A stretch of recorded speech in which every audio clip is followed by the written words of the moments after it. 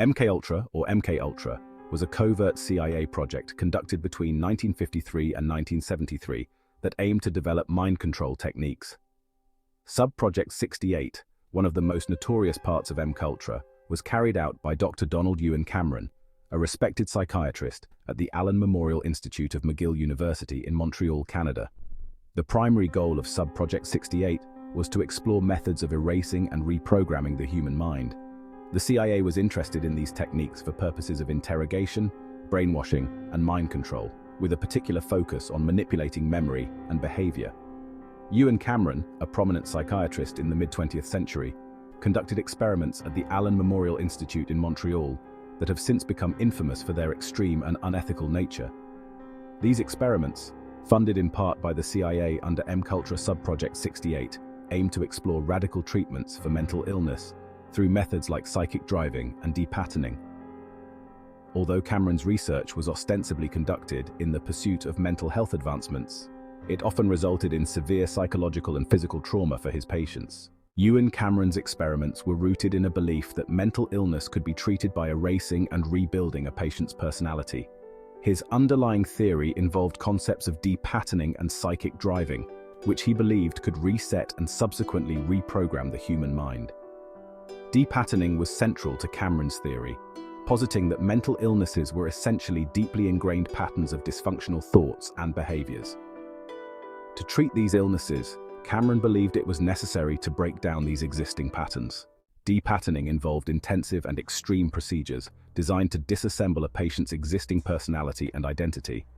It included electroconvulsive therapy, ECT, administered at levels 40 times the normal power to induce seizures and erase memory, and the use of high doses of psychoactive drugs like LSD, barbiturates, and other hallucinogens to disorient and incapacitate the patient, and prolonged periods of induced sleep, up to 20 hours a day for weeks, to reduce resistance to reprogramming efforts. Following depatterning, Cameron employed psychic driving to instill new, healthier patterns of thought and behavior. Psychic driving involved the repeated playing of recorded messages to patients while they were in a highly suggestible state, often induced by drugs or prolonged sleep deprivation. The idea was that, with their previous mental patterns erased, patients would be more susceptible to absorbing new, healthier messages and behaviors, which were repeatedly played to them via audio recordings. Cameron's theory was influenced by the broader context of the mid-20th century, which was marked by a fascination with brainwashing and the plasticity of the human mind. This period saw significant interest in the potential for reprogramming individuals, partly spurred by reports of brainwashing techniques used during the Korean War. Cameron's work paralleled these ideas, although his methods were far more extreme and ethically problematic. Cameron believed that by breaking down the old patterns and forcibly introducing new ones, he could effectively reboot the human mind, curing it of mental illness. However, this theory was deeply flawed and dangerous. The aggressive techniques used for depatterning often resulted in severe and irreversible psychological and physical harm, including memory loss, cognitive impairment, and trauma, rather than the intended therapeutic outcomes. Cameron's experiments can be analyzed through the interconnected relationships between the subjects, procedures, and outcomes. The subjects, primarily patients at the Allen Memorial Institute, were often individuals suffering from mental health issues. These vulnerable patients became the focal point of Dr. Cameron's extreme procedures, which included psychic driving, electroconvulsive therapy, ECT, and prolonged drug-induced sleep. These methods, believed to be revolutionary treatments for mental illness, subjected patients to extreme and often inhumane conditions.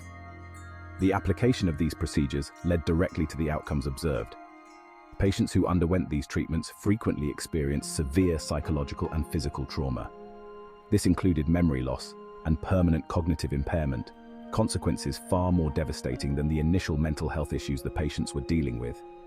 The outcomes were not only a result of the procedures, but also served to further influence the approach to the treatment of these patients. The traumatic effects on the patients created a feedback loop where the outcomes of the treatments influenced future experimentation and procedures. The coexistence of subjects, procedures, and outcomes reveals a complex and troubling interplay.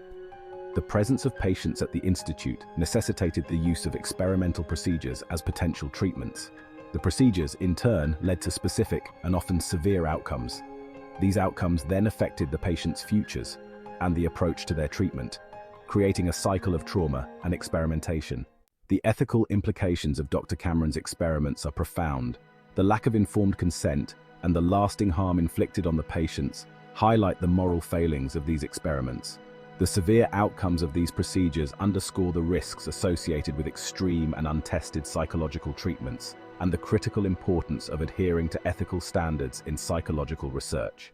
Ewen Cameron's work under MKUltra Subproject 68 represents a dark chapter in the history of psychiatric research.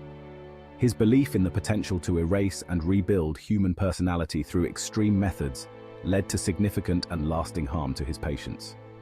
The interconnected relationships between subjects, procedures, and outcomes in his experiments illustrate the dangers of disregarding ethical standards in the pursuit of scientific progress. As we reflect on Cameron's legacy, it serves as a powerful reminder of the critical importance of ethical considerations in all areas of research.